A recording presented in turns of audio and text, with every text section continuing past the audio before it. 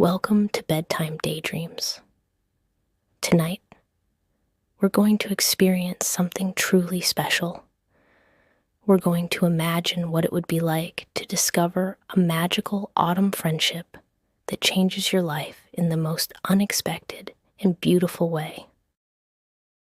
This is a story about finding connection in the simplest of places, about two coffee cups on a bench under falling leaves, about the kind of friendship that feels like coming home. It's about those perfect autumn mornings when the air is crisp, the leaves are golden, and someone special is waiting for you with a warm cup of coffee and an even warmer smile. Before we begin, if you enjoy this kind of content, please hit that subscribe button. We create these fantasy stories to help you unwind, dream, and imagine the beautiful possibilities life might hold. And leave a comment telling us where you're from, what time it is where you are, and who you'd love to share a coffee with on a perfect autumn day. Okay, let's begin. Close your eyes and imagine yourself on the most beautiful autumn morning you've ever experienced. It's October, and you're walking through the park near your apartment. You've been coming to this park for years, but somehow today feels different. The morning light is filtering through the trees in that specific golden way that only happens in autumn, and the air has that perfect temperature where it's cool enough to need a light jacket, but warm enough to be comfortable. You're holding your usual travel mug of coffee, and you're not really going anywhere in particular. It's Saturday morning, and for once you don't have a long list of errands or obligations. You're just walking, breathing in that crisp autumn air, watching the leaves drift down from the trees in lazy spirals. Some are bright yellow, some are deep orange, and some are that rich burgundy red that only maple leaves can manage. The path you usually take is blocked. There's a maintenance crew working on something, orange cones everywhere, and a friendly worker directing people to take the alternate route. So you follow the detour, heading down a path you've never really explored before. It curves away from the main trail, winding through a denser section of trees. And that's when you see it, the bench. It's sitting in a small clearing just off the path, under two enormous oak trees. The trees frame it perfectly, their branches meeting overhead like a natural cathedral. And the morning sun is streaming through the leaves, creating this incredible dappled light effect on the ground. The bench itself is old, painted a warm golden yellow that somehow blends perfectly with all the autumn colors around it. There's something about it that just draws you in. You walk over to it, and as you get closer, you notice the way the fallen leaves have gathered around it, creating this carpet of orange and gold. The bench looks out over a small pond that you didn't even know existed. The water is perfectly still, reflecting the blue sky and the autumn trees like a mirror. It's beautiful. It's peaceful. It's exactly the kind of spot you'd imagine in a daydream.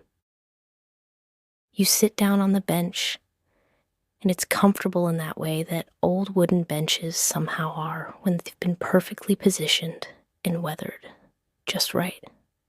The wood is smooth under your hands, worn soft by years of people sitting here, though you can't remember ever hearing anyone talk about this spot. You take a sip of your coffee and just breathe.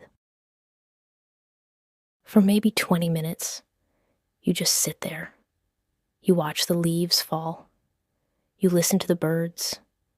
You see a family of ducks swimming across the pond.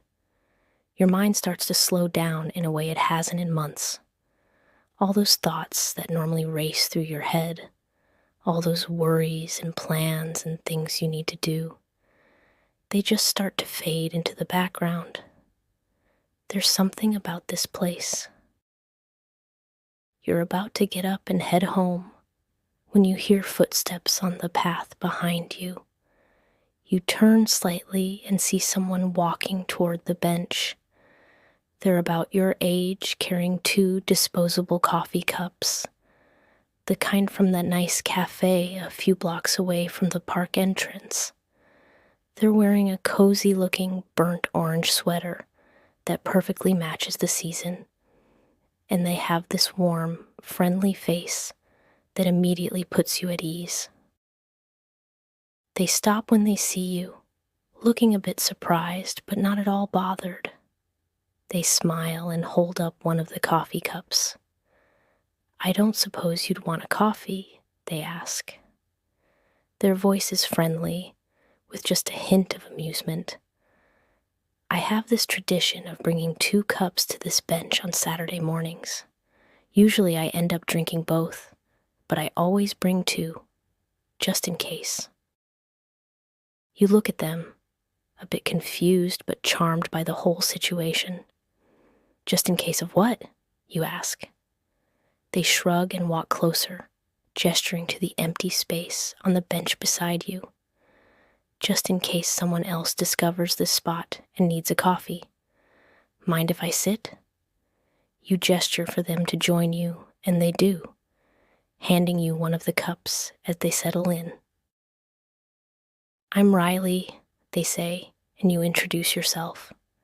The coffee is perfect, rich and hot, even better than the one you brought from home. For a moment, you both just sit there in comfortable silence, sipping your coffee, looking out at the pond. The silence doesn't feel awkward at all. It feels natural, like you've known each other for years and are simply enjoying the morning together. "How long have you been coming here?" you finally ask. Riley thinks for a moment, watching a leaf spiral down and land on the water. "About 2 years. I found this spot by accident, kind of like you probably did today. Maintenance crew blocking the usual path." You nod, amazed. That's exactly what happened. Riley laughs softly. "That's how it always happens. People find this bench when they're not looking for it. I've met a few others over the years. There's an older gentleman who comes Tuesday mornings, a young woman who comes Thursday afternoons with a book. But Saturday mornings are usually just me. We're just me." They smile at you, and there's something about that smile that makes you feel like something important just happened, even if you're not quite sure what it is yet. "Tell me about the 2 coffee cups," you say, genuinely curious now. Riley takes another sip before answering. "It started after I'd been coming here for about a month. I was going through a really difficult time. Bad breakup, job stress, just feeling disconnected from everything and everyone. I found this bench, and it became my refuge, you know? The one place I could come and just be." They pause, collecting their thoughts. "One day I was sitting here, and I realized that even though I was alone, I didn't feel lonely. I felt held somehow by the trees and the morning light and the peace of this place. And I thought about all the people who might need that same feeling. So I started bringing 2 cups, one for me and one for whoever might need it. Most Saturdays I drink both, and that's okay. But some Saturdays, someone shows up." You sit with that for a moment, feeling something shift in your chest. "That's beautiful," you say quietly. "It really is." Riley nods. "This place has given me so much. It seemed right to share it, even in just this small way." You both fall quiet again, and you find yourself thinking about how you ended up here, about the maintenance crew and the detour, and the perfect timing of it all. "Can I tell you something weird?" Riley asks after a while. You nod, curious. "Every time someone new sits on this bench with me, something good happens. Not immediately, but within the next few weeks or months. It's like this place has some kind of magic to it. I know that sounds silly, but I've seen it happen too many times to think it's just coincidence." "What kind of good things?" you ask. Riley settles back against the bench, their face thoughtful. "The older gentleman I mentioned, Mr. Harrison, he'd been estranged from his daughter for 5 years. We sat here one Tuesday morning, talked for maybe an hour about nothing in particular, just life and autumn and good coffee. 3 weeks later, he told me his daughter called him out of the blue. They've been rebuilding their relationship ever since." They continue. "And Sarah, the woman with the books, she was stuck in a job she hated, afraid to make a change. We had coffee here one Thursday afternoon. She told me about her dream of opening a bookstore. I didn't give her advice or anything. We just talked. 2 months later, she quit her job and started working on her business plan. She's opening the store next spring. You're not sure if you believe in magic, but there's something undeniably special about this place, about this moment. What about you?" you ask. "You said you found this place during a difficult time. Did the magic work for you?" Riley smiles and it reaches their eyes. "Oh yes, everything changed. I found new work that I love, reconnected with family I'd lost touch with, and most importantly, I found myself again. But it didn't happen overnight. It happened gradually, in the weeks and months after I found this bench, like the place gave me permission to start hoping again." You take another sip of coffee and look around the clearing. The light has shifted slightly, and now there are these beams of sunlight cutting through the trees at perfect angles, making the falling leaves glow as they drift past. It's absurdly beautiful. "I can see why you keep coming back," you say. Riley nods. "Every Saturday morning without fail, rain or shine, though I admit the autumn mornings are the best. There's something about this season that makes everything feel more alive, more possible."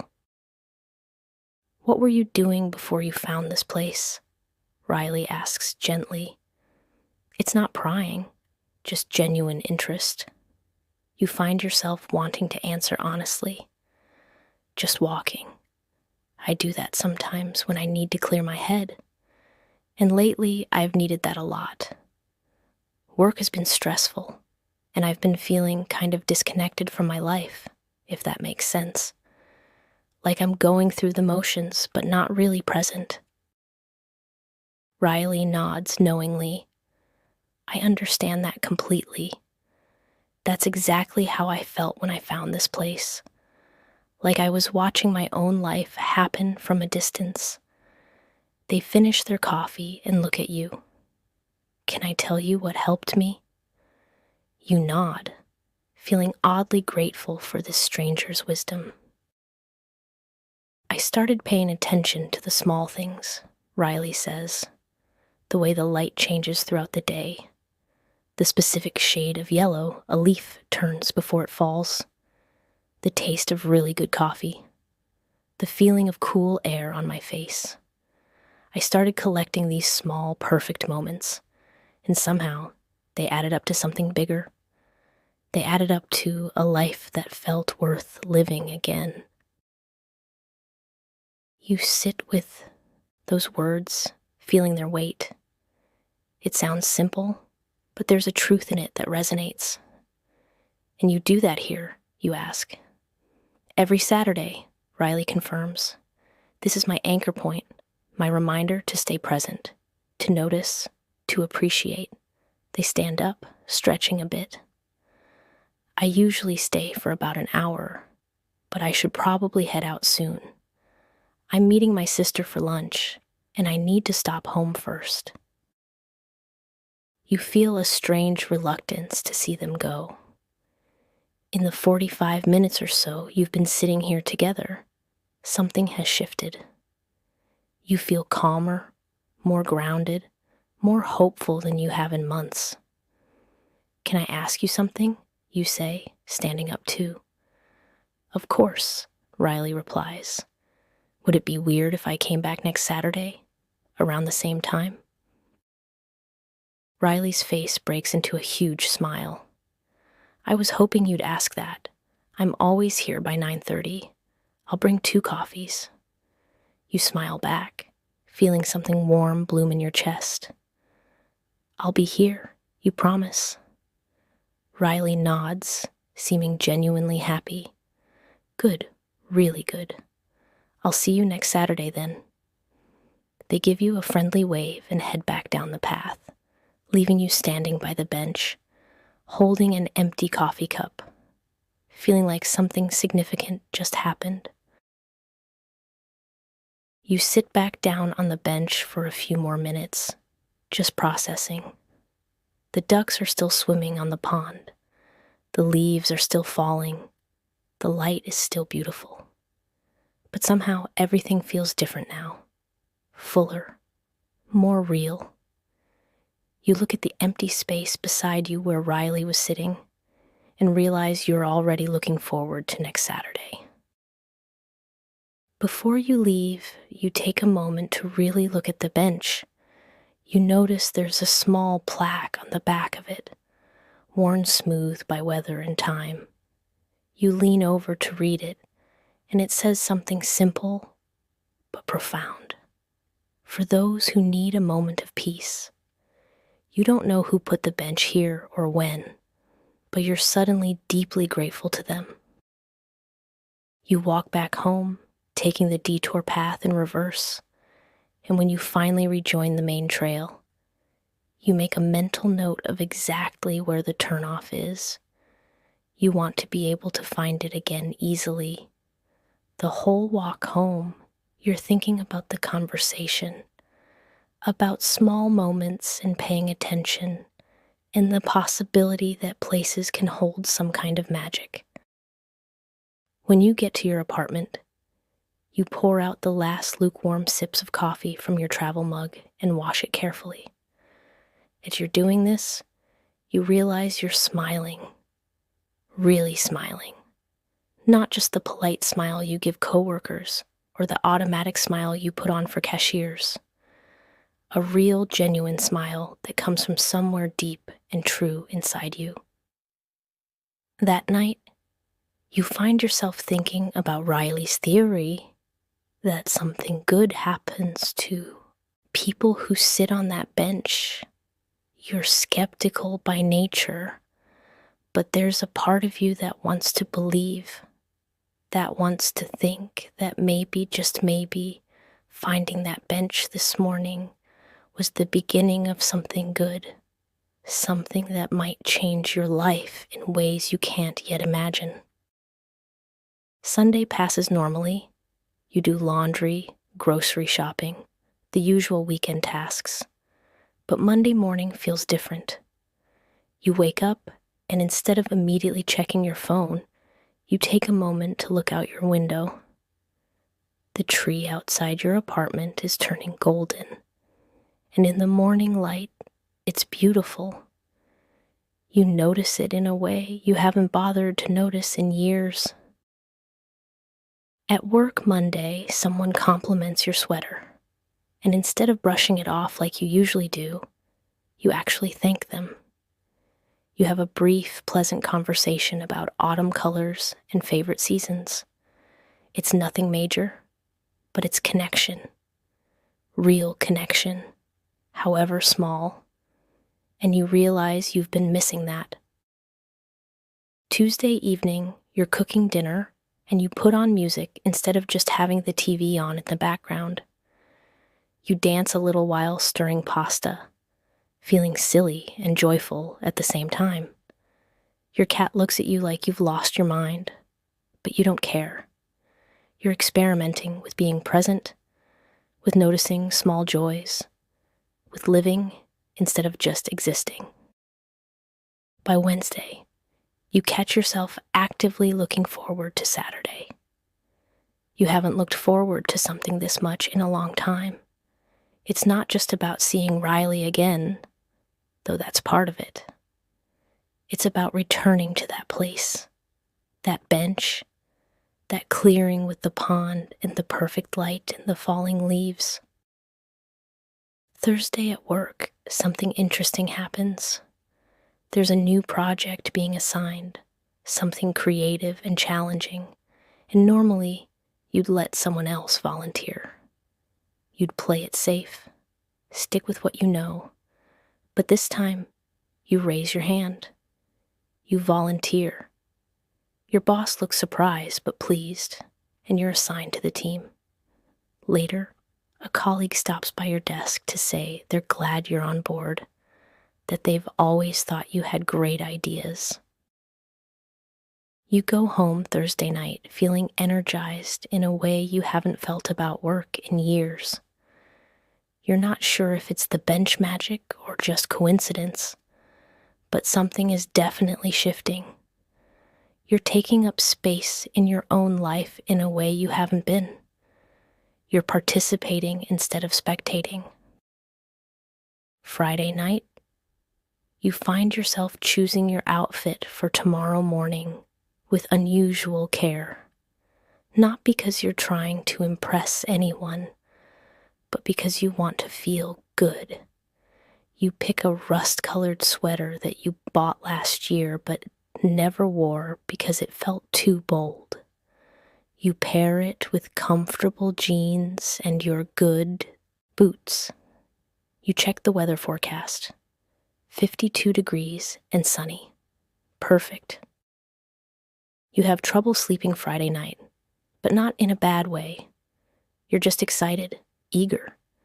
When you finally drift off, you dream about the bench, about falling leaves, about easy conversation and good coffee. You wake up Saturday morning before your alarm, feeling rested and ready. The next morning is a Sunday, and you wake up to sunlight streaming through your window and 3 new messages from Cameron waiting on your phone. The first one came in at 11:30 last night, right before you went to sleep. Still thinking about that conversation, it says, "Hope you're having a good night." The second one arrived this morning while you were still asleep. "Good morning. I don't know if you're a morning person, but I just made really good coffee and wished you were here to try it. Is that weird? That feels weird. Pretend I didn't say that." And then the third one, sent just 5 minutes ago. Okay, I'm reading that back and it sounds like I'm coming on too strong. What I meant to say is, would you want to get coffee sometime this week? Actually, coffee. Not just me texting you about coffee. You're smiling before you're fully awake. That warm feeling from yesterday afternoon coming back in full force. You text back immediately, not even second-guessing it. Not weird at all. I'd love to get coffee. How's Tuesday afternoon? The response comes back so fast Cameron must have been staring at their phone. Tuesday's perfect. 3 o'clock? And we should go to Rosewood, obviously, since that's where our story started. Our story. There's something about that phrase, the way Cameron's already thinking of this as a shared narrative, that makes your heart do that little flip thing again. You confirm the time and the place, and then you spend the rest of Sunday in this floaty, happy state, going about your normal routine, but with this undercurrent of excitement running through everything. Cameron texts you throughout the day, Not constantly, but regularly enough that you're never far from their thoughts, and they're never far from yours. They send you a picture of a dog they saw at the park, an absolutely massive golden retriever wearing a bandana. This guy weighs more than I do, the caption says. He was very friendly, and I love him. You text back and forth about the dog, about what your Sundays usually look like, about the book Cameron was reading yesterday and whether they're going to finish it. It's easy conversation, the kind that flows without effort, picking up threads from yesterday and weaving new ones. Monday at work, you find yourself distracted in the best way. You're getting things done, going through your tasks, attending meetings. But in the back of your mind, you're thinking about tomorrow, about seeing Cameron again, about whether this second meeting will have the same magic as the first one, or if maybe you built it up too much in your head and reality won't quite match the memory. But then Cameron texts you during your lunch break. Counting down to tomorrow, it says, with a coffee cup emoji. Fair warning, I'm probably going to be weirdly nervous about this, which is silly because we already know we can talk for hours, but my brain doesn't care about logic. You text back, I'm nervous too, good nervous, like before something you're excited about. Exactly like that, Cameron responds. And then, a minute later, okay, this is going to sound ridiculous, but I keep thinking about what to wear. Is that silly? It feels silly. Not silly, you reply. I've been thinking about the same thing. I want to look nice, but not like I'm trying too hard. Right, that's exactly it. There's a pause, and then Cameron sends, wear what makes you feel confident. That's what I'm going to do. And honestly, you could show up in pajamas and I'd still be happy to see you. The honesty of it, the directness, is something you're starting to realize is just how Cameron is. No games, no playing it cool, just genuine feeling expressed clearly. It's refreshing in a way you didn't know you'd been missing. Tuesday afternoon finally arrives, and you leave work a little early, stopping by your apartment to change into the outfit you spent way too long picking out this morning. Dark jeans, a sweater that's soft and flattering, your favorite boots. Nothing fancy, but you feel good in it. Like yourself, but the best version. You get to Rosewood 10 minutes early, partly because you didn't want to risk being late, and partly because you're too excited to wait at home. The cafe is cozy and warm, all exposed brick and mismatched furniture and local art on the walls. There's acoustic music playing low in the background, and it smells like coffee and fresh pastries and autumn. You're looking around, trying to decide where to sit, when you hear Cameron's voice behind you. Hey. You turn around and there they are, and it's like Saturday all over again, that immediate sense of rightness. They're wearing dark gray jeans and a rust-colored sweater that brings out the warmth in their eyes. And they're smiling at you like you're the best thing they've seen all day. Hi, you say, and you're smiling back. And there's this moment where you're both just standing there grinning at each other like idiots. And it's perfect. You look really nice, Cameron says. And there's this openness in the way they say it. No pretense or playing it cool. Just genuine appreciation. Thanks. So do you, you reply. And Cameron does this little pleased duck of their head, like they're not used to compliments, but they like them. You order your coffees, both vanilla lattes, because apparently that's your thing now, and Cameron insists on paying. You got the first round, they say when you protest. It's only fair. You find a table in the corner, a small two-seater, next to the window where you can watch people walk by on the street outside. The afternoon light is streaming in, making everything golden and warm. And you sit down across from each other, coffees between you. And just like that, you're talking again. It's the same as Saturday, but also different. Saturday was spontaneous, accidental, this unexpected gift of time and connection. Today is intentional, chosen. You're both here because you want to be, because you liked what happened on Saturday enough to make it happen again. And that intentionality adds weight to everything, makes it feel more significant somehow. Cameron tells you about their day, about the meeting that ran long, and the co-worker who made them laugh, and the way they accidentally wore their shirt inside out for an hour before anyone told them.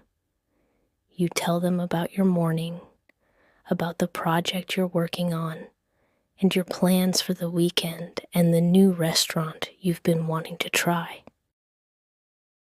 But you also talk about bigger things, about what you were like as kids, about your families and where you grew up and the experiences that shaped you. Cameron tells you about moving to the city 6 years ago, about being scared at first but growing to love it, about finding their favorite spots and building a life here. You share your own story of how you ended up here, and Cameron listens with this focused attention that makes you feel heard in a way that's rare and valuable. An hour passes, then 2. Your coffees are long finished, but neither of you makes a move to leave. The cafe starts to get busier as the after-work crowd filters in, but you're in your own little bubble, barely aware of anyone else. At some point, Cameron reaches across the table and touches your hand, just briefly, while making a point about something. It's casual, natural, but it sends this little spark of electricity through you, this awareness of them that wasn't there before, or maybe was always there but is stronger now. I'm really glad we're doing this, Cameron says, and their voice is softer now, more vulnerable. I know we just met, and maybe it's too soon to say this, but I feel like I've been waiting to meet you. Does that make sense? Your heart is doing somersaults in your chest, but you keep your voice steady, sincere. It makes complete sense. I feel the same way. Cameron's face lights up at this, and they lean forward a little, elbows on the table. Okay, so here's a thought. And tell me if this is moving too fast. But would you want to actually do something together? Like not just sitting and talking, which I love, but maybe an activity? There's this really good pizza place I was telling you about, the one in the old district. We could get dinner there this week, if you're free. I'd love that, you say without hesitation. How about Friday night? Friday's perfect, Cameron says, and they're grinning now, this big, unguarded smile that makes them look younger and happier and incredibly attractive. This is shaping up to be a really good week. You leave the cafe together as the sun is starting to set, the sky turning those incredible shades of orange and pink that make everything feel cinematic. Outside on the sidewalk, there's this moment where you're both clearly not ready to say goodbye, but also not sure what happens next. Cameron solves it by asking if you want to walk for a bit, and you end up wandering through the neighborhood, no particular destination, just walking and talking as the evening settles in around you. The streetlights are coming on one by one, and the air is getting cooler, and Cameron is walking close enough that your arms brush occasionally, sending little jolts of awareness through you each time. You walk for maybe 45 minutes, eventually looping back toward where you started, toward the street where you'll have to split up and go your separate ways. When you get there, you both stop, facing each other under a streetlight, and there's this moment that feels significant, like something could happen here if either of you is brave enough. "I'll see you Friday," Cameron says, and they're standing close enough now that you can see the exact color of their eyes in the streetlight, warm and brown, with little flecks of gold. "Friday," you agree, and you're both just standing there, neither of you moving, and you think maybe Cameron is thinking about kissing you, or maybe that's just what you're thinking about. But either way, it feels like the moment is building towards something. But then Cameron steps back just a little and gives you this soft smile. "I'm going to hug you now, if that's okay." "That's very okay," you say.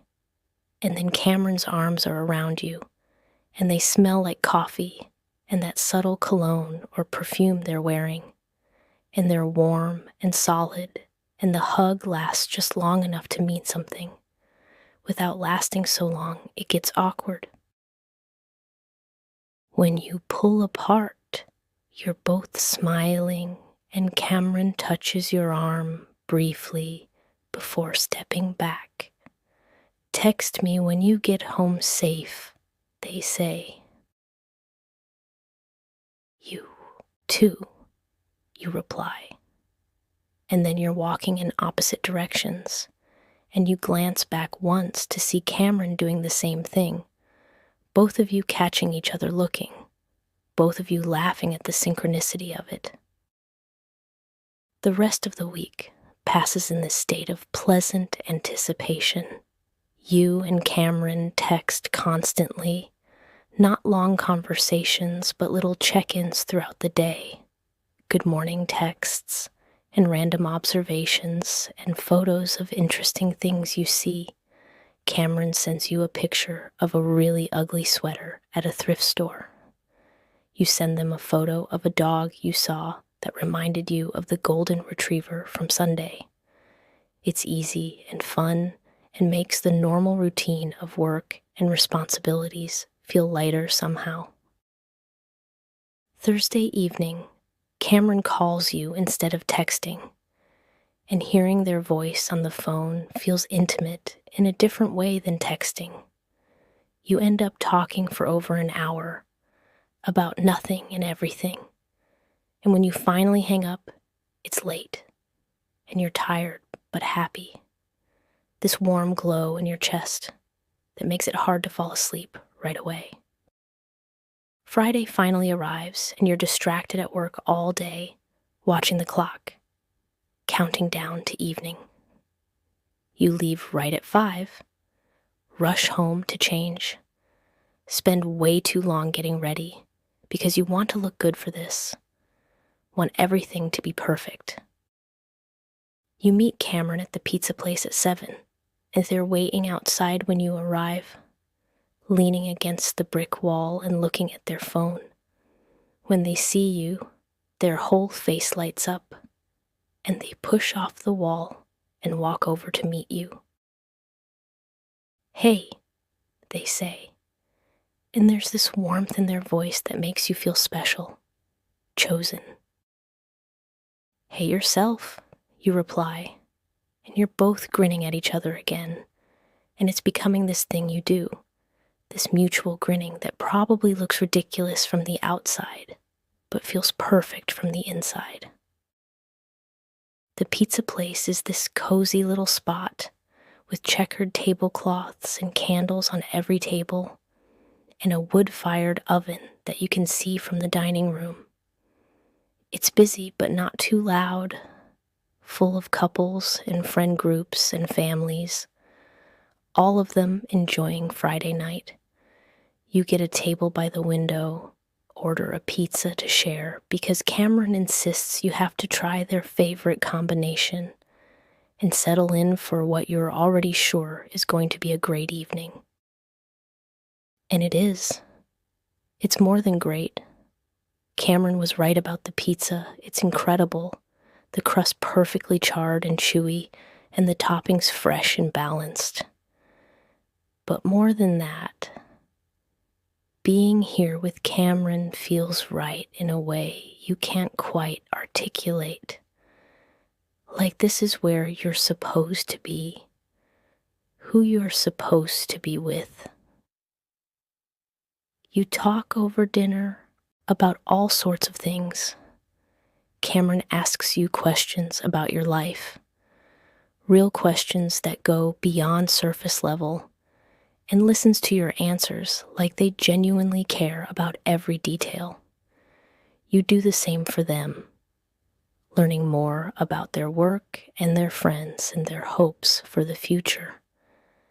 And every new thing you learn makes you like them more. After dinner, Cameron suggests getting gelato from this place down the street, and you end up walking around the old district with your cones, exploring streets you've never been down before, admiring the historic buildings and the little boutique shops that stay open late on Fridays. Cameron takes your hand at some point, so naturally you almost don't notice it happening, and suddenly you're walking hand in hand through the evening streets, and it feels like the most natural thing in the world. Eventually, you end up at a small plaza with benches and a fountain, and you sit down to finish your gelato, sitting close together, Cameron's hand still holding yours.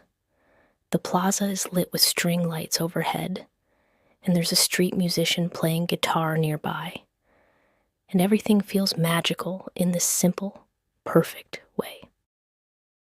"Can I tell you something?" Cameron says, and they're looking at you with this expression that's open and vulnerable and a little nervous. "Of course," you say, and you squeeze their hand encouragingly.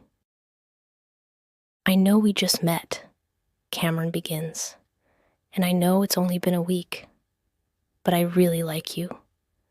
Like really like you. And I know that's fast, maybe too fast, but I wanted to be honest about it. I'm not good at playing games or pretending to be less interested than I am. So there it is. I really like you." Your heart is pounding in your chest, and you're smiling so hard your face hurts. "I really like you too," you say, and your voice is a little shaky, but you mean every word completely. And I don't think it's too fast. I think when you know, and I know. Cameron's eyes search your face like they're making sure you mean it, and whatever they see there must satisfy them because they smile. And it's this beautiful, unguarded expression of pure happiness. "Can I kiss you?" they ask. And their voice is soft and a little uncertain, like they're not quite sure what you'll say, even though they just told you they really like you and you said it back. "Yes," you say, and it comes out as barely more than a whisper. "I was hoping you'd ask." And then Cameron is leaning in, and you're leaning in, and then you're kissing, and it's soft and sweet and perfect. Not one of those dramatic movie kisses, but something better, something real and gentle and full of promise. It's a first kiss that feels like a beginning, like the start of something important. When you pull apart, You're both smiling again, and Cameron touches your face gently, like they're making sure you're real. "That was nice," they say. And it's such an understatement that you laugh, and Cameron laughs too. And then you're kissing again, this time with a little more confidence, a little more certainty that this is what you both want. You spend another hour in the plaza, sitting close together, talking and kissing, and just being together. Eventually, you know you have to head home. It's getting late, and tomorrow is Saturday, and you both have things to do. But walking back through the streets toward the metro, hand in hand, you're both reluctant for the evening to end. At the metro station, you kiss goodbye. And it's harder this time to pull apart, knowing it'll be at least a day before you see each other again. But Cameron promises to text you as soon as they get home, and you promise the same. And then you're going your separate ways. But this time, it feels different. This time, you're not just two people who met on a bench and might or might not see each other again. This time, you're two people who are starting something real, something with potential, something that feels like it could be important. That night, lying in bed, you text back and forth with Cameron until you're both too tired to keep your eyes open. But before you fall asleep, Cameron sends one last message. "I'm really happy we met," it says, like really, really happy. "I know this is the start of something good. I can feel it." You text back, "Me too. Good night, Cameron." "Good night," they respond. And then, a few seconds later, one more message. "Sweet dreams about us." You fall asleep smiling, and when you dream, it's exactly that. Saturday morning, you wake up to sunlight, and a text from Cameron that makes you smile before you're even fully conscious. It's a photo of their coffee cup with a little heart drawn in the foam. And the caption says, "Made you coffee in spirit since you're not here to have it for real." You text back a photo of your own coffee, adding, "Great minds think alike. What are you up to today?" Cameron's response comes quickly. "I was thinking about going to the farmer's market if you want to come with. No pressure if you have plans, but I thought it might be fun." You don't have plans, and even if you did, you'd probably cancel them for this. You've been to the farmer's market before, wandering through on your own, but going with Cameron sounds infinitely better. You text back yes immediately, and within 20 minutes, you're showered and dressed and heading out to meet them. The farmer's market is in full autumn glory when you arrive. There are pumpkins and gourds piled high at every other stall, apples in more varieties than you knew existed, flowers and deep oranges and burgundies, fresh bread and honey and preserves. The air smells like cinnamon and wood smoke and fresh produce. And there's live music playing somewhere in the distance, a fiddle and guitar combination that adds to the festive atmosphere. Cameron is waiting for you near the entrance, and when they see you, they wave and hurry over, pulling you into a hug like it's been days instead of hours since you saw each other. They're wearing jeans and a cozy flannel shirt and a beanie that makes them look ridiculously cute, and you tell them so, which makes them blush and smile.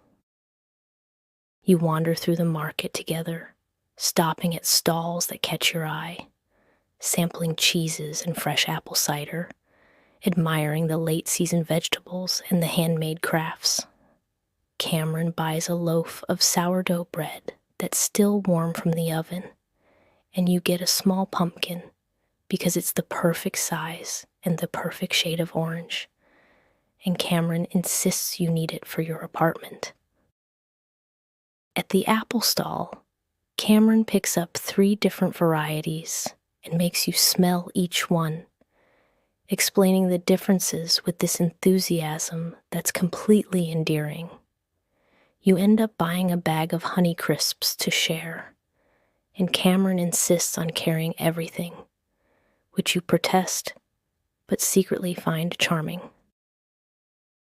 Okay, so here's a question, Cameron says as you're walking between stalls, munching on the apples. What's your perfect fall day?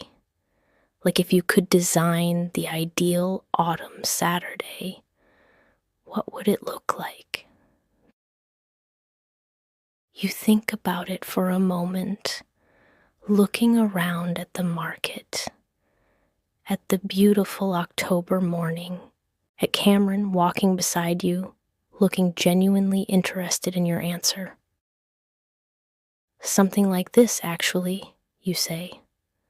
Farmer's market in the morning, then maybe a walk in the park, good coffee, good company, maybe cooking something with all the fall vegetables you bought, a movie in the evening, something cozy.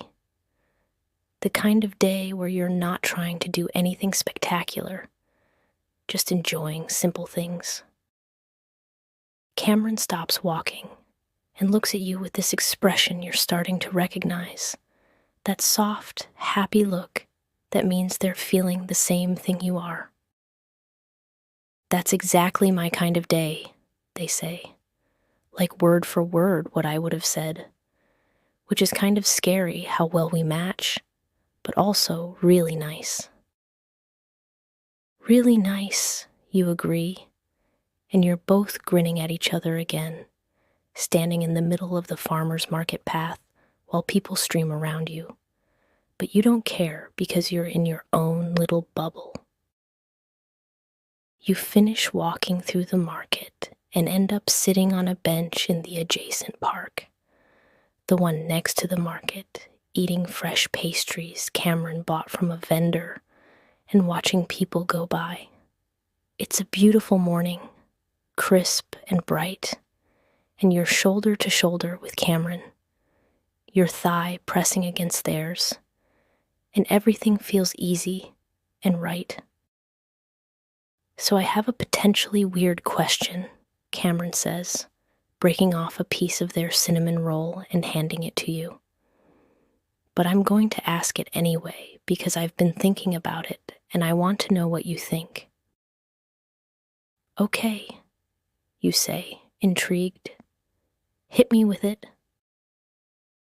Do you think there's such a thing as knowing too early? Cameron asks. Like when you meet someone and you just have this feeling that they're going to be important. Do you trust that? Or do you tell yourself you need more time to be sure? You consider this, taking a bite of the cinnamon roll piece Cameron gave you, which is delicious, and gives you a moment to think about your answer. I think, you say slowly, that when you know, you know. But I also think it's okay to take your time even when you know, if that makes sense. Like the knowing doesn't mean you have to rush everything. You can know someone is special and still want to take your time getting to know them properly. Cameron nods thoughtfully. Yeah, that makes sense. Because I'm sitting here and it's been a week, and I already know I want to keep seeing you, keep getting to know you.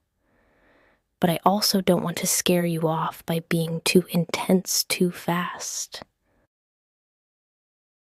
You're not scaring me off, you assure them, touching their arm gently. I feel the same way. I know this is something good, but I'm also happy to let it unfold naturally, you know? We don't have to put pressure on it or define it right away. We can just see each other and enjoy each other and see where it goes. I like that, Cameron says, and they lean their head on your shoulder for a moment, this casual intimacy that makes your heart swell. I'm really glad I sat on that bench last Saturday. Best decision I made all year. Second best decision, you correct, because I'm the one who decided to sit down next to you. Cameron laughs, lifting their head to look at you. Fair point. We're both geniuses, clearly. You spend the rest of the morning together, wandering through the park, taking photos of the autumn colors, sitting by the pond and throwing bits of pastry to the ducks that paddle over expectantly. It's the kind of morning that feels like it should be documented somehow, preserved, but you're too busy living it to worry about capturing it perfectly. Around noon, Cameron suggests going back to their apartment to make lunch with the produce you bought at the market, and you agree, curious to see where they live, to get this glimpse into their daily life. Their apartment is about 15 minutes away, a walk-up in an old building with character, and when Cameron unlocks the door and leads you inside, it's exactly what you expected, and somehow better. The apartment is cozy and lived in, with bookshelves overflowing with paperbacks and hardcovers, plants on every available surface, art prints on the walls that are clearly chosen with care, not just random decor. The furniture is a mix of vintage finds and modern pieces, and everything is clean but lived in. The kind of space that feels like a home, not just a place to sleep. Make yourself comfortable, Cameron says, setting down their market bags and heading to the kitchen. Do you like pasta? I was thinking we could make a simple pasta with the vegetables and some garlic and olive oil. Nothing fancy, but it'll be good. You follow them into the kitchen, which is small but well organized, and offer to help. Cameron accepts, handing you a cutting board and a knife, and directing you to chop the vegetables while they get the pasta water boiling and start preparing the garlic. There's something intimate about cooking together in Cameron's kitchen, moving around each other in the small space, bumping hips and shoulders and laughing about it. Cameron reaching around you to grab something from the counter, you leaning in to smell what they're sautéing in the pan. It's domestic in a way that feels significant, like you're getting a preview of what life with this person could be like. The pasta turns out delicious, simple but flavorful, and you eat it sitting at Cameron's small dining table by the window, talking and laughing and stealing bites from each other's plates. After lunch, Cameron suggests watching a movie, and you move to the couch, which is old and comfortable and perfect for curling up on. Cameron lets you pick the movie, and you choose something you've both been meaning to watch, a comedy that gets good reviews. But halfway through, you realize neither of you is really paying attention to the screen. You're more focused on the fact that Cameron's arm is around your shoulders and you're leaning into them. Your head resting against their chest where you can hear their heartbeat, steady and comforting. Is this okay? Cameron murmurs, and you can hear the question in their voice, the need for reassurance that they're not moving too fast. This is perfect, you murmur back, and you feel Cameron relax against you, pulling you a little closer. You stay like that for the rest of the movie, cuddled together on the couch, occasionally commenting on what's happening on screen, but mostly just enjoying being close to each other.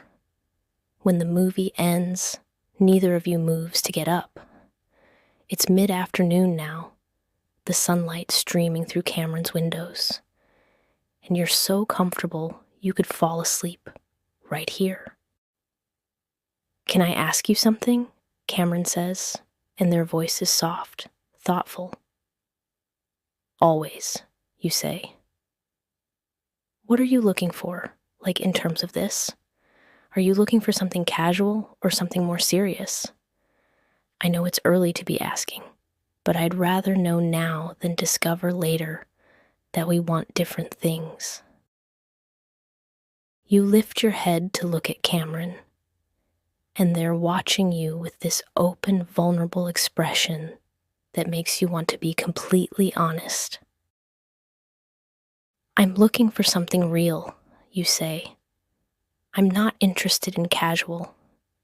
I want to find someone I can build something with, someone who wants to really know me and let me really know them, someone who shows up and commits and works through things when they're hard instead of bailing.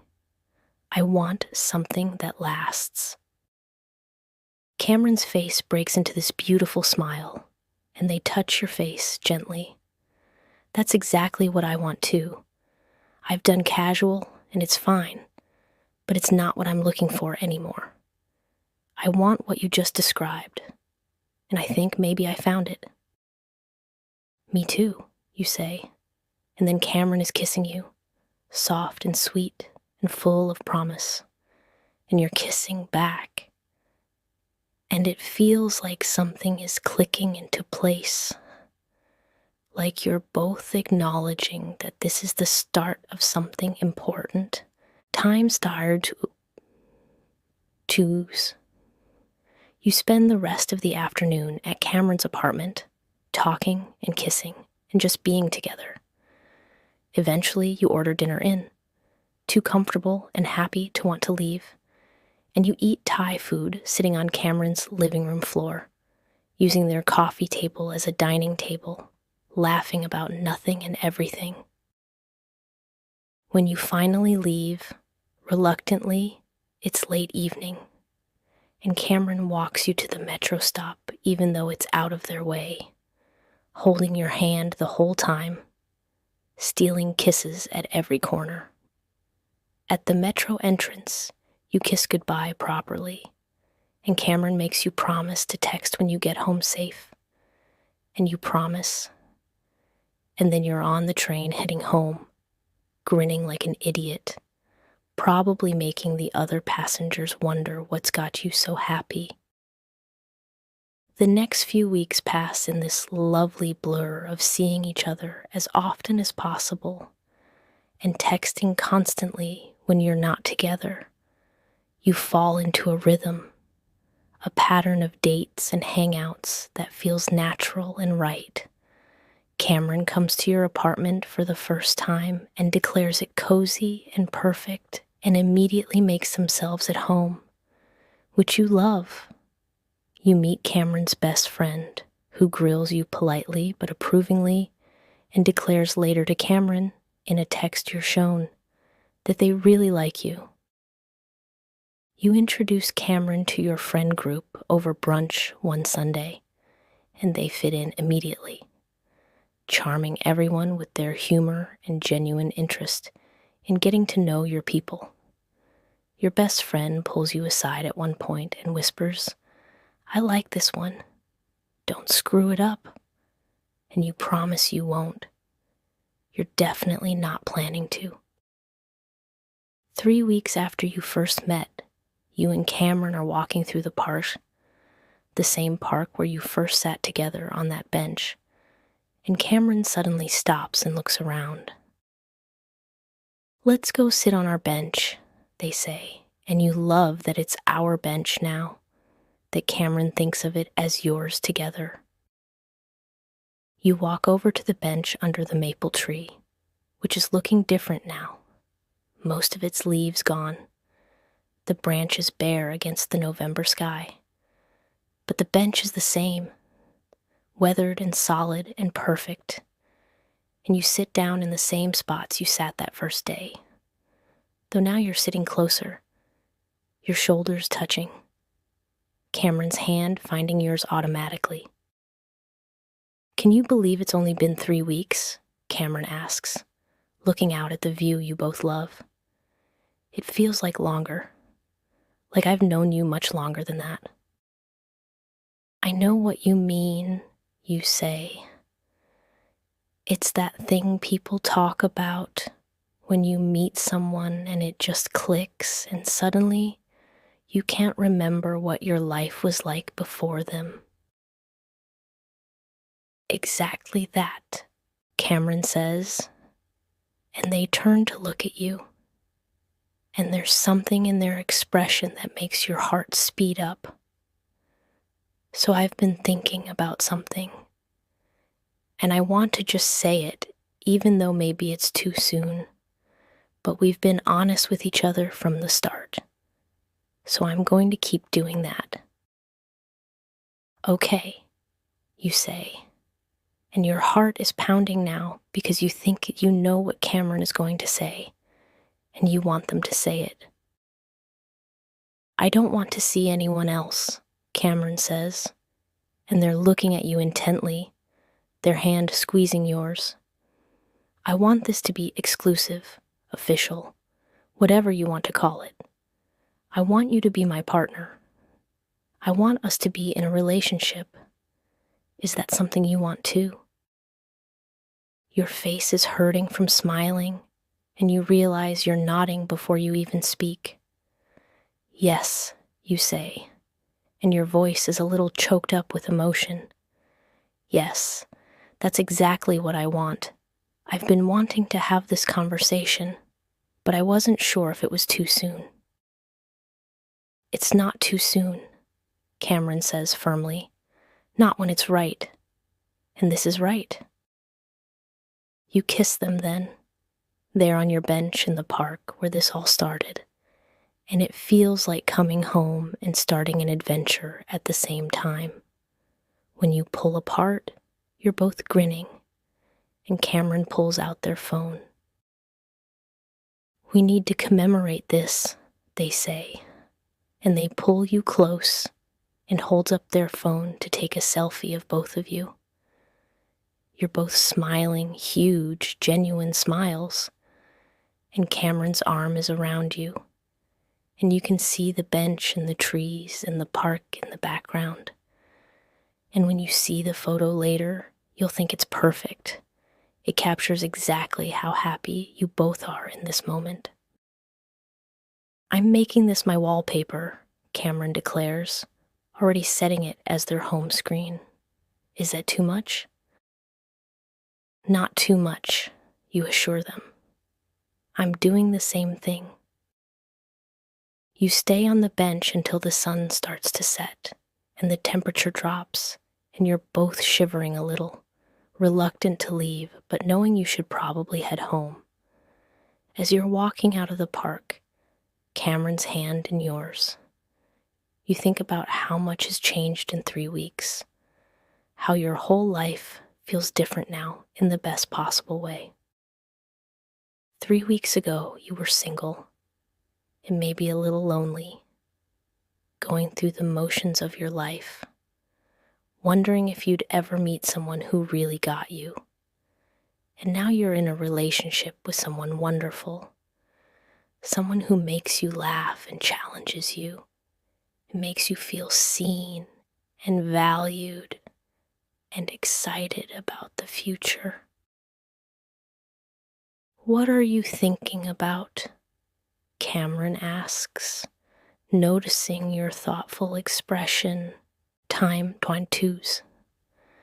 Just how lucky I am, you say honestly. How a canceled plan and an extra coffee turned into this. How grateful I am that you were sitting on that bench that day.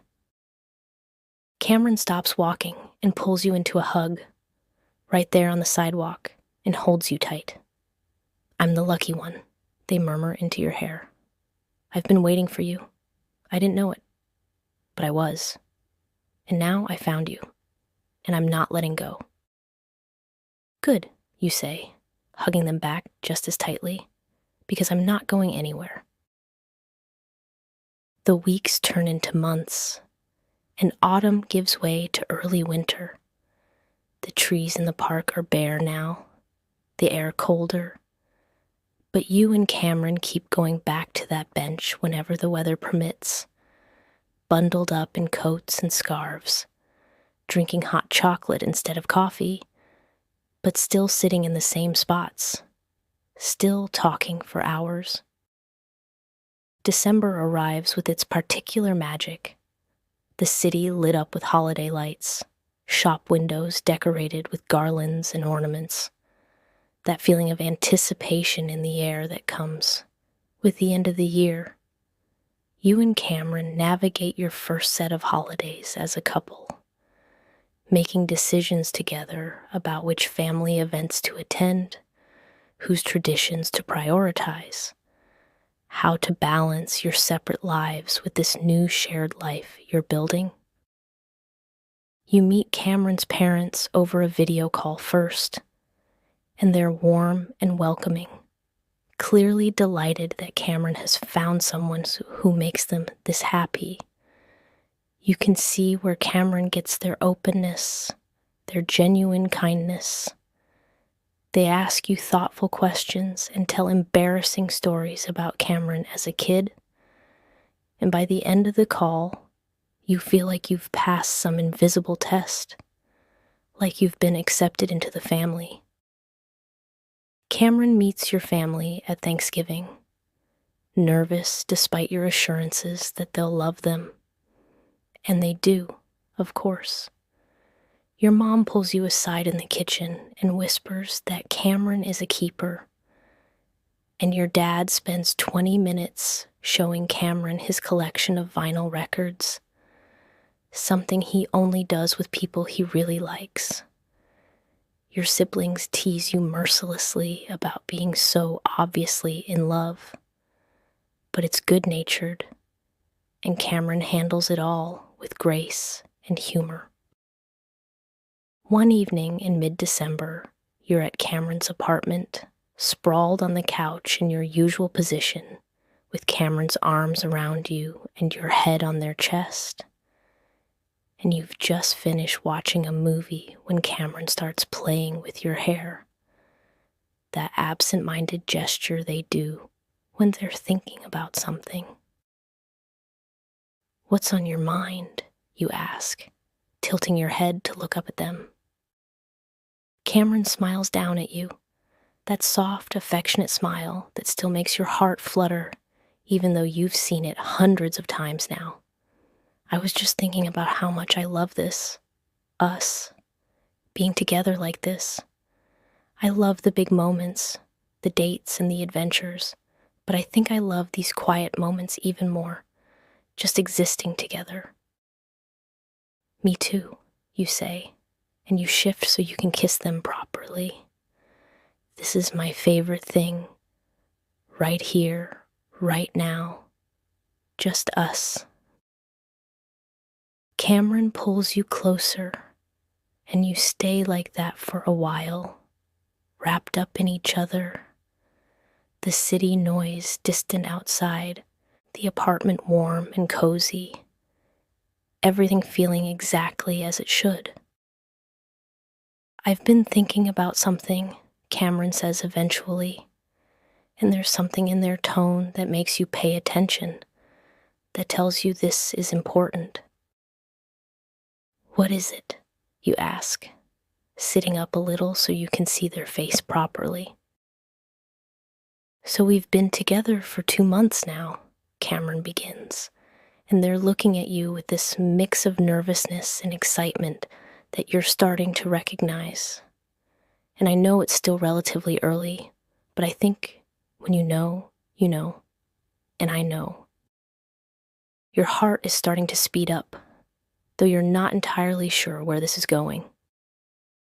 "I love you," Cameron says, and their voice is soft but certain. "I'm in love with you, and I know that might seem fast, but it doesn't feel fast to me. It feels exactly right, and I wanted you to know, even if you're not ready to say it back yet. I just wanted you to know how I feel." Your eyes are welling up with happy tears, and you're smiling so hard your face hurts, and you realize you're nodding, that your body is responding before your words can catch up. I love you too, you say, and your voice is a little shaky, but you mean it with everything you have. I've been wanting to tell you, but I didn't know if it was too soon. But I do. I love you. Cameron's face lights up like sunrise, and they pull you into a kiss that's different from all the other kisses you've shared, deeper and more intense. A kiss that seals something between you, that marks this as a turning point.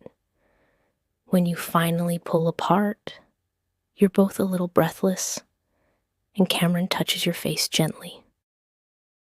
Say it again, they whisper, and they're looking at you like you're the most precious thing in their world.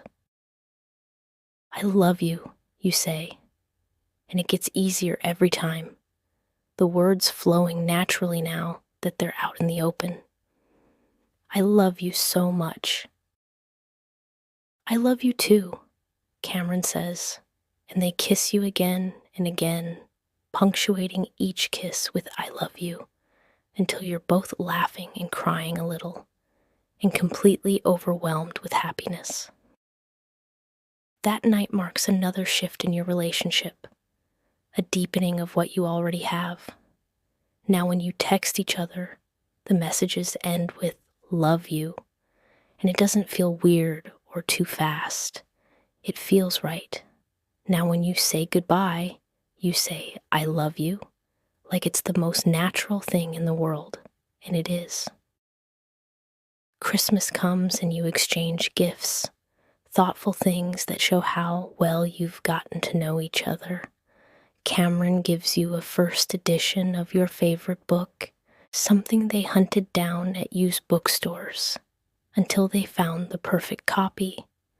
You give them a beautiful leather journal and a set of fancy pens, because Cameron mentioned once wanting to start journaling, but never getting around to it. You also frame that selfie from your bench, the one from the day you made it official. And Cameron tears up a little when they open it, immediately finding the perfect spot for it on their bookshelf. New Year's Eve you spend together at a friend's party, but when midnight comes, you slip away to the balcony to be alone for the countdown. As the clock strikes 12 and the city erupts in cheers and fireworks, Cameron pulls you close and kisses you, and you think about how much has changed in just a few months, how your whole life has been transformed by meeting this person. Happy New Year, Cameron murmurs against your lips. Happy New Year, you echo. To many more with you. To many more, Cameron agrees, and you kiss again as fireworks explode overhead, painting the sky in colors, and it feels like the perfect way to end the old year and start the new one. January is cold and gray, but your life with Cameron is warm and bright.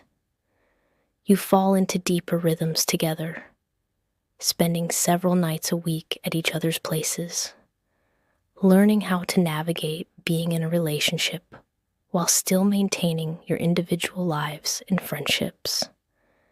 It's a balance, but you're both committed to getting it right. You have your first real disagreement in January, nothing major but still significant. The first time you've had to work through something difficult together.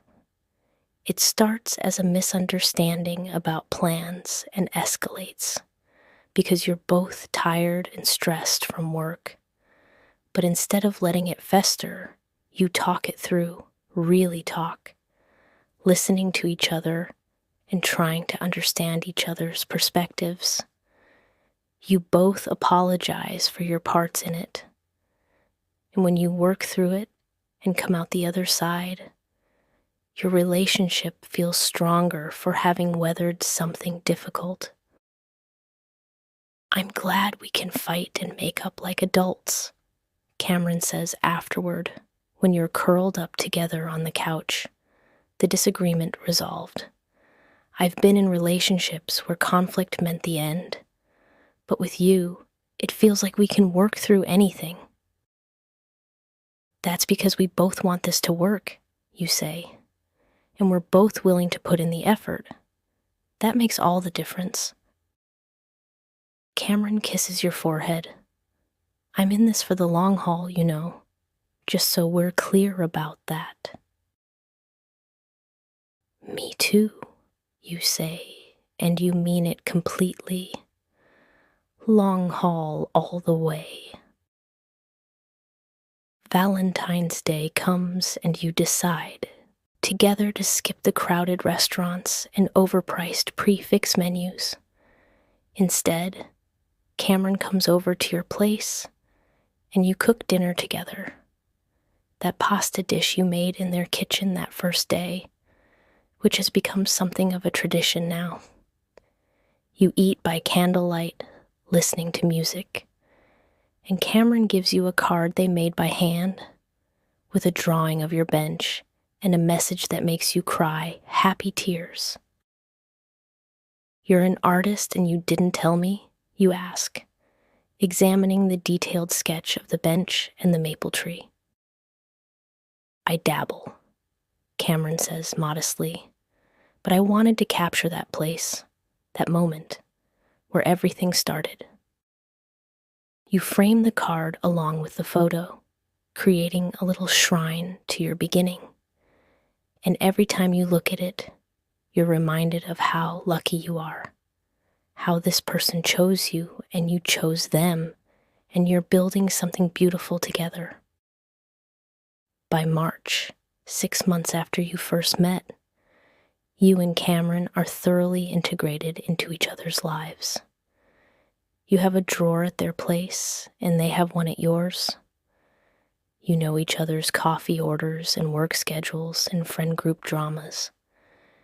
You've met each other's extended families and co-workers and childhood friends. Your life is intertwined with theirs in all these small, significant ways. One Saturday in mid-March, the first really nice day of spring, you and Cameron are back at the park. And of course, you end up at your bench. The maple tree is starting to bud. Tiny hints of green beginning to appear on the branches, and the grass is greening up after the brown of winter. Everything feels like it's coming back to life, including you. 6 months since we met on this bench, Cameron says, looking around at the park that's starting to wake up from winter. Can you believe it? Yes and no, you say. It feels like forever, and also like no time at all. I've been thinking, Cameron says, and they turn to face you, taking both your hands in theirs, about the future, about us. And I know we've only been together 6 months, so this isn't like a proposal or anything. I'm not putting that kind of pressure on us. But I wanted to tell you that I can see it. A future with you. A real, long-term, build-a-life-together future. Your heart is full.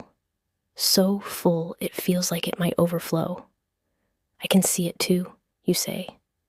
I think about it all the time, actually. What our life could look like together. Yeah? Cameron asks, and they're smiling now. That hopeful, happy smile you love so much. What does it look like in your head? You think about it, about all the daydreams you've had over the past few months, the future you've been building in your imagination. I see us living together, you say. Maybe not yet, but eventually. A place that's ours, where we can have both our stuff and it all makes sense together. I see us building a life, supporting each other's goals and dreams. I see holidays with both our families. I see coming home to you every day.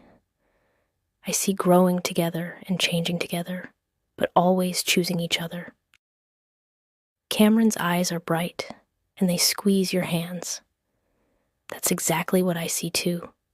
All of that. I want all of that with you. Then let's do it, you say, and you're both grinning now, making this commitment to a future you're going to build together. Let's really do this.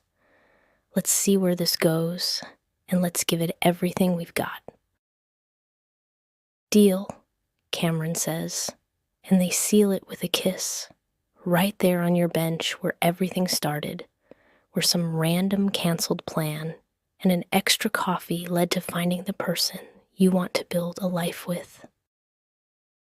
As you sit there together, hand in hand, watching the park come back to life after winter, you think about everything that's happened in the past 6 months, how you went from strangers to friends to partners to people in love, how Cameron makes you laugh every single day and challenges you to be better and loves you exactly as you are, how you've never felt more yourself with anyone, never felt more seen and valued and chosen.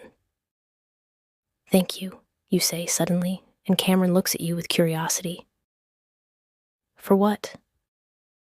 For sitting on this bench that day, for being open to talking to a stranger, for taking a chance on us, for being exactly who you are, for loving me.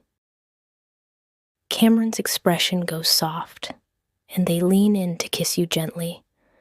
Thank you for sitting down next to me, for sharing your coffee, for seeing something in me worth getting to know, for choosing me every day, for loving me back. You sit there for a long time, wrapped up in each other, watching the world go by, making plans for the future, dreaming together. And when you finally get up to leave, walking hand in hand through the park that brought you together, you know without a doubt that this is just the beginning, that there are years and years ahead of you, a whole life to build together, countless more moments just like this one. Later that evening, back at Cameron's apartment, you're cooking dinner together when Cameron's phone buzzes. They check it and smile, then show you the notification. It's a memory from a year ago, a post they made to Instagram that day. Just a photo of the park, the leaves falling, captioned, "Perfect October afternoon." That was the day before we met, Cameron says wonderingly. I was in the park the day before taking photos, and the next day you were there. The universe was setting us up, you say, and it sounds cheesy, but you kind of believe it. Some things are meant to be, and you and Cameron feel like one of those things. That night, falling asleep next to Cameron in their bed, you think about the future you've promised to build together. It's not going to be perfect. You know that. There will be challenges and difficulties and times when things are hard. But you also know you've found someone worth working through the hard times for. Someone who will show up and try and choose you even when it's difficult.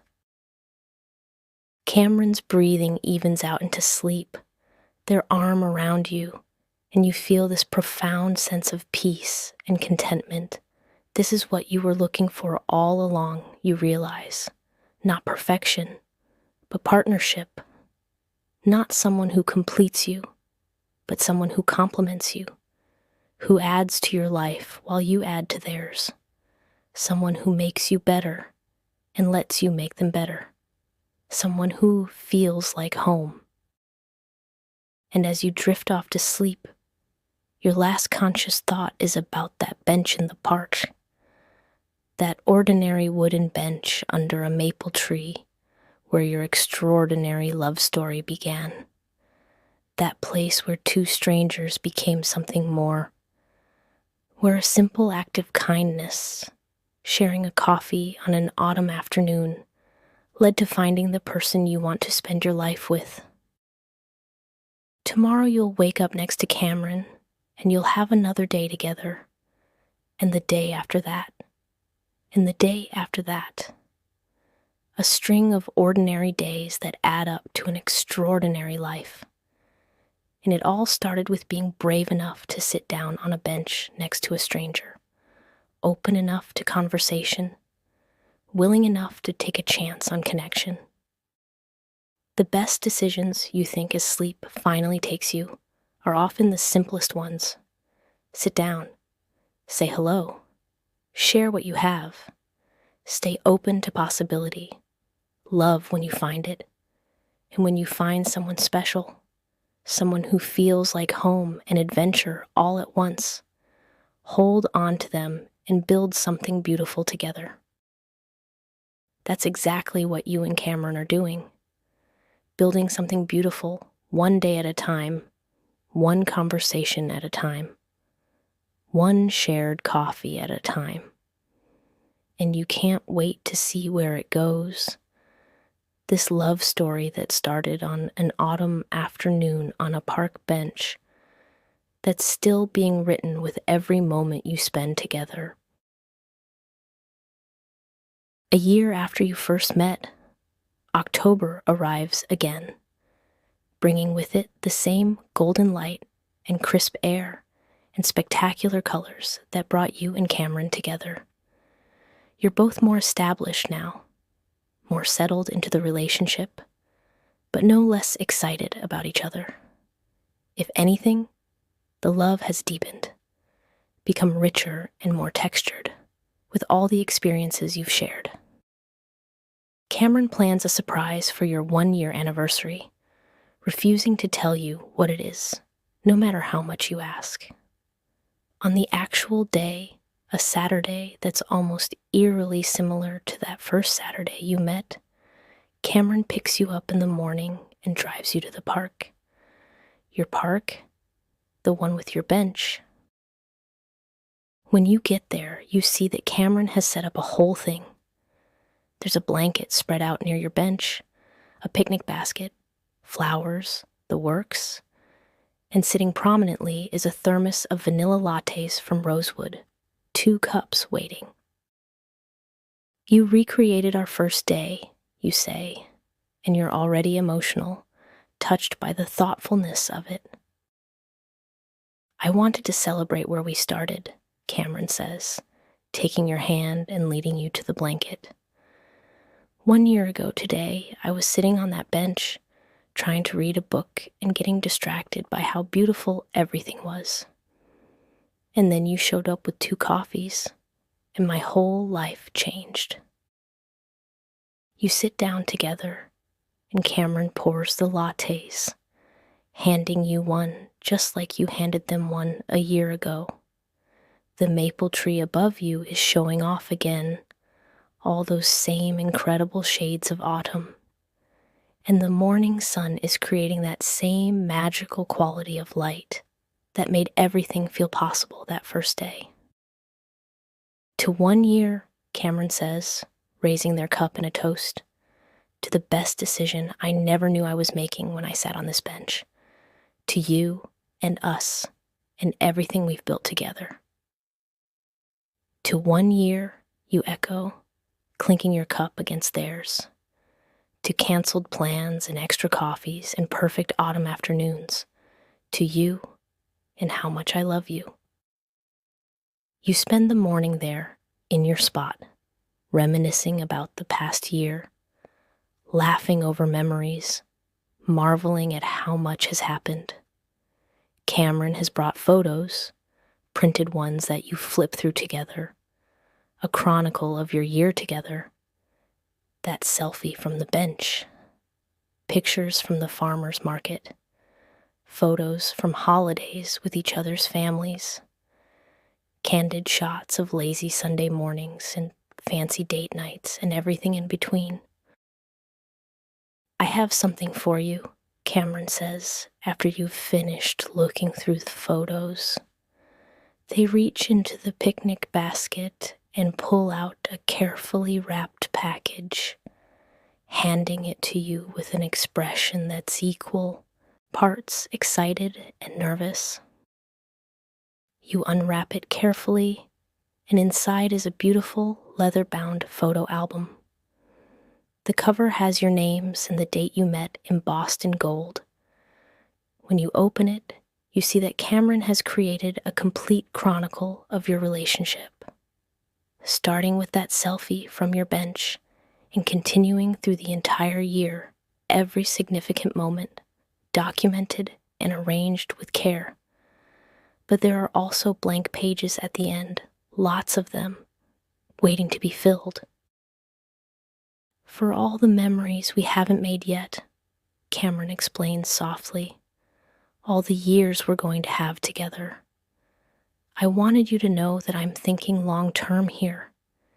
This isn't just a one-year celebration. This is me saying I want to fill all those pages with you. You're crying now, happy tears streaming down your face, and you set the album down carefully before launching yourself at Cameron, hugging them tight and kissing them like you're trying to convey everything you feel through the physical connection. I love you so much, you manage to say between kisses.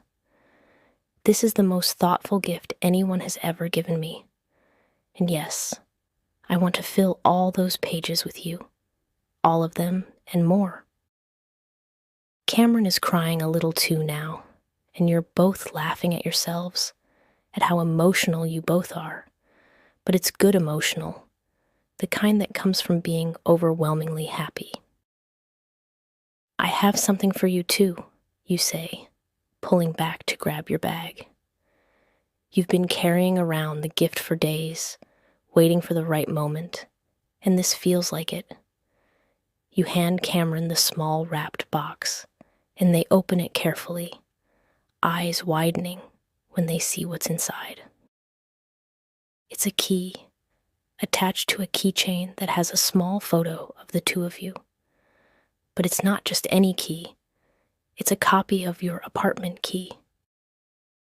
I know we've been talking about moving in together eventually, you say, watching Cameron's face carefully. And I know we haven't picked a timeline yet, but I wanted you to have this, to know that you're always welcome in my space, that you have a place with me whenever you want it. And when we're ready, we can start looking for a place that's ours together. But until then, you're welcome in my home anytime, all the time. Cameron is looking at the key like it's made of precious metal, turning it over in their hands. And when they look up at you, their eyes are shining.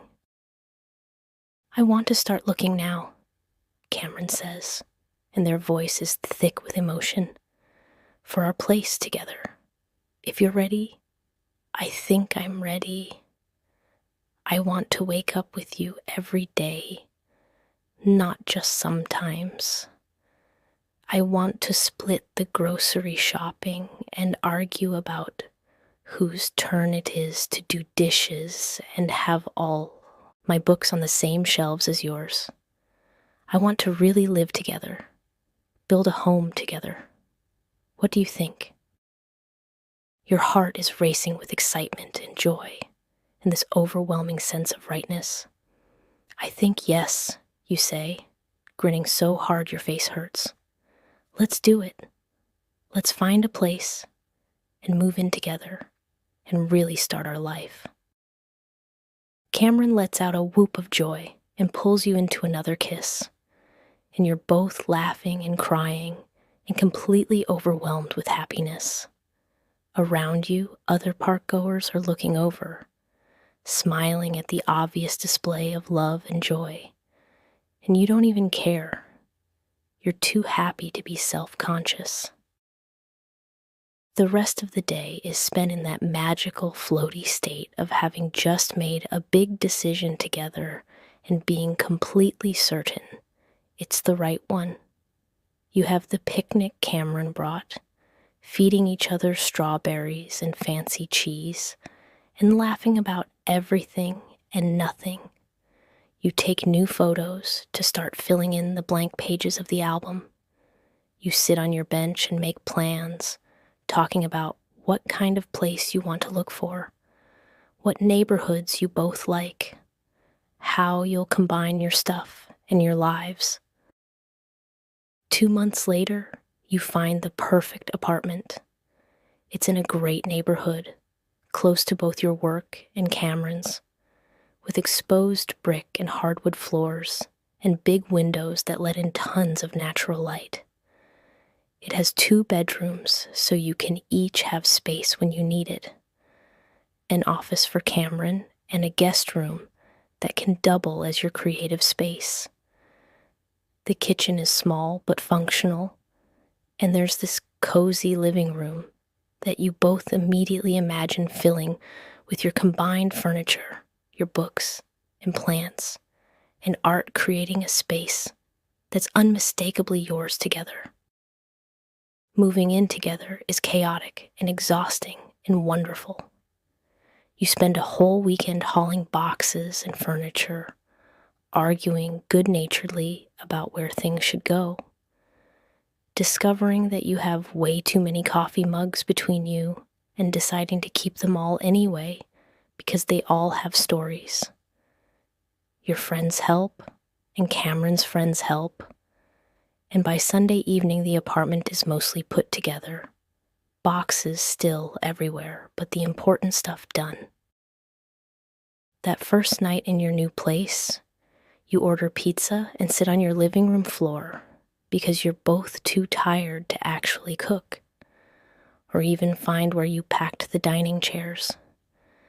Cameron's leaning against the couch, and you're leaning against Cameron, and you're both exhausted but happy, looking around at this space that's now yours together. "We have a home," Cameron says wonderingly, and you can hear the smile in their voice. "An actual home together. How did we get here?" "We sat on a bench," you say, and you're smiling too, thinking about how far you've come from that first afternoon. And we talked, and we kept talking, and we fell in love, and here we are. "Best bench in the whole world," Cameron declares, and you laugh and agree. The months that follow are an adjustment, learning to live together full time, navigating the small annoyances and big joys of sharing space and life completely. You learn that Cameron is terrible about leaving coffee cups all over the apartment, and Cameron learns that you have a habit of reading late into the night with the light on. You learn to communicate better, to ask for what you need, to give each other space when necessary, and come together when you need connection. There are hard days when work is stressful, or you're not feeling well, or you've just gotten on each other's nerves. But you work through them together, never letting things fester, always coming back to each other and the love you share. And the hard days make the good days even sweeter, make you appreciate what you have even more. Spring comes and then summer, and you settle into the rhythm of living together, creating routines and traditions that are uniquely yours. Saturday morning, farmers market runs, Sunday morning coffee in bed, weeknight dinners cooked together, movie nights on the couch, impromptu dance parties in the kitchen, late night conversations about dreams and fears and hopes for the future. You still go back to your bench sometimes, especially on nice days, bringing coffee or lunch and sitting in your spots, talking or just existing together in the place where it all began. The bench has become a touchstone, a reminder of where you started, a celebration of how far you've come. 2 years after you first met, Cameron plans another surprise. You're at the bench again, this time on a cool October evening, the sun setting and painting the sky in those incredible colors that autumn specializes in. You're sitting close together, Cameron's arm around you, and you're talking about your days, about nothing important, just sharing space and time like you've done hundreds of times before. And then Cameron says, "Can I ask you something?" And there's something in their voice that makes you turn to look at them fully. Cameron shifts off the bench, moving to kneel in front of you, and your heart stops because you know what this is. You know what's about to happen, and you can't breathe, can't think, can only stare at Cameron with your heart in your throat. 2 years ago, I was sitting on this bench, and you sat down next to me, and you changed my entire life, Cameron says. And their voice is shaking a little, but their eyes are clear and certain. You made me believe in love at first sight, or at least love at first conversation. You've made me happier than I ever knew I could be. You've taught me what it means to really partner with someone, to build a life together. You're my best friend and my love and my home, and I want to spend the rest of my life with you. Cameron pulls out a small box, opening it to reveal a ring, simple and beautiful and perfect. "Will you marry me?" Cameron asks, and they're crying now, and you're crying too, and you're nodding so hard you might give yourself whiplash. "Yes," you manage to say through your tears. "Yes, yes, 1,000 times yes." Cameron slips the ring on your finger, and it fits perfectly, like it was meant to be there all along. And then you're pulling Cameron up and kissing them, and people in the park are clapping and cheering, and you're both laughing and crying and completely overwhelmed with joy. "I love you so much," you say, when you can finally speak again. "I can't wait to marry you. I can't wait for everything that comes next." "I love you too," Cameron says, and they kiss you again, right there on the bench where your love story began, where 2 years ago you were strangers and now you're engaged, planning a future together that stretches out endlessly ahead of you, full of possibility and promise. That night, lying in bed in your shared apartment, you look at the ring on your finger, still not quite believing this is real, that your life has become this beautiful love story that started with a canceled plan and an extra coffee and a decision to sit down next to a stranger. "What are you thinking about?" Cameron asks sleepily, curled up next to you.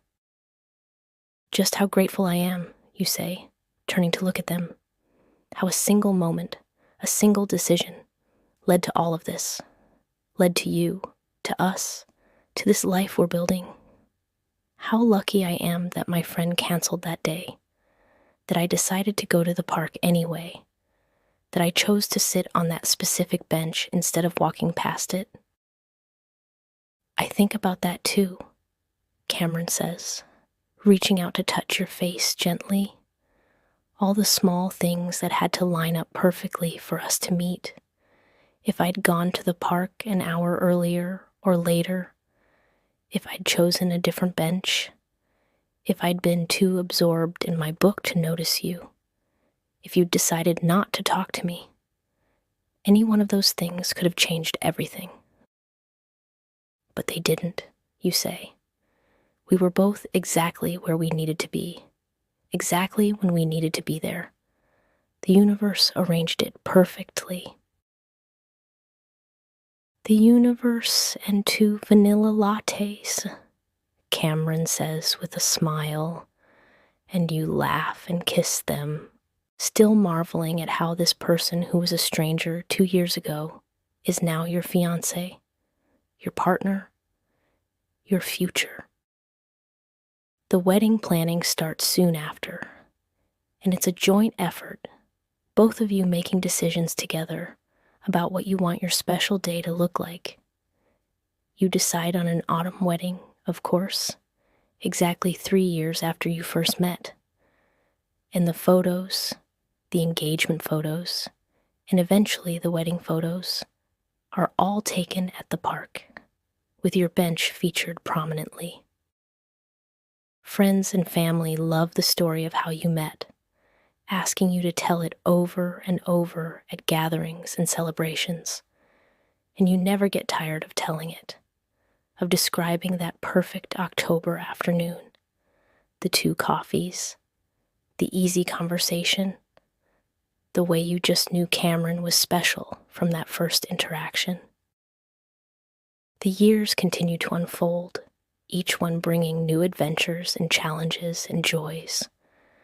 You support each other through career changes and family health scares and all the normal ups and downs of life.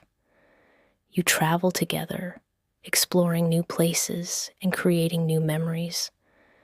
You may eventually expand your family with children or pets or both, filling your home with even more love and chaos and happiness. But through it all, you always come back to that bench in the park. It remains your special place, the spot where you go to remember your beginning, to celebrate anniversaries, to make important decisions, to reconnect when life gets busy. The bench is your anchor, your touchstone, your favorite place in the whole world because it's where your story started. And every time you sit there, you're grateful. Grateful for the chance meeting, grateful for the courage to start a conversation, grateful for the love that grew from that simple beginning, grateful for Cameron, who showed up in your life exactly when you needed them, who loved you and chose you and continues to choose you every single day. This is your love story. It started on a park bench on a perfect autumn afternoon with 2 coffees and a friendly hello. It continued through texts and dates and first kisses and I love yous. It deepened through moving in together and getting engaged and planning a future. And it continues every day, every moment you spend together, every choice you make to love each other well. It's not a fairy tale. It's better than that. It's real and messy and beautiful and true. It's 2 people who found each other and decided to build something together, who work at their relationship and cherish it and never take it for granted. It's the everyday magic of loving someone and being loved in return, of partnership and friendship and romance, all woven together into something precious and enduring. And it all started with being open to possibility, with choosing connection over solitude, with being brave enough to start a conversation with a stranger. That's the magic of it, really. That simple decision to sit down and say hello led to everything else, led to love and home and forever. So when people ask you if you believe in love at first sight, you always say the same thing. You believe in love at first conversation. You believe in recognizing something special when you find it. You believe in autumn afternoons and park benches and the simple kindness of sharing a coffee. You believe in taking chances and staying open and trusting your instincts when they tell you someone might be important. Most of all, you believe in the person sitting next to you, the one who was a stranger once but is now your everything. You believe in the life you're building together, one day at a time, one moment at a time, one cup of coffee at a time. And whenever you see someone sitting alone on a bench, you always smile and think about possibility, about how you never know when a simple hello might change everything, because it did for you. One hello, one conversation, One perfect autumn afternoon, and your whole life transformed into this beautiful story that's still being written, still unfolding, still growing more wonderful with every passing day. That's the dream, really. Not a fantasy of perfection, but the reality of finding someone who makes ordinary life extraordinary. Someone who turns farmers markets and coffee runs and movie nights into adventures. Someone who sees you completely and loves you anyway. Someone who chooses you every day and lets you choose them right back. You found that person on a park bench on an autumn afternoon, and every day since then has been a gift, a continuation of the magic that started with 2 vanilla lattes and a simple decision to start a conversation. This is your happy story. This is your love. This is your life. And it's absolutely perfect.